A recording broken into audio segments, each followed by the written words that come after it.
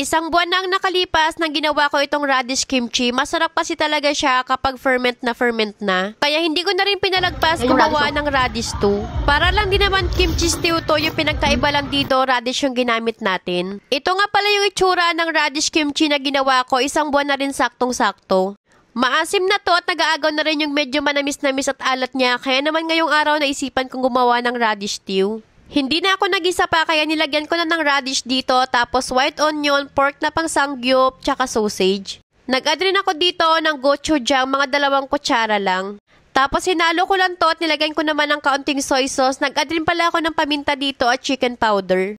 Sa timpla, kayo na lang bahala kung ano yung gusto nyo, pero chicken powder o kaya chicken cubes masarap. Nilagay ko na rin dito yung enoki mushroom, tokwa, 2 klaseng tokwa yung nilagay ko dito. Tapos pinartner ko dito, chicken nuggets at dumplings ay talaga namang napakasarap, perfect combination talaga yan dito. Kaya naman kung favorite mo rin to, gumawa ka na dahil napakasarap talaga at perfect sa panahon ngayon.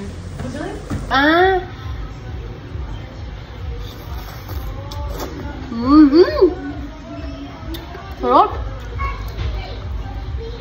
Ginawa ko na ito kagabi, sobrang nabitin ako kaya ito.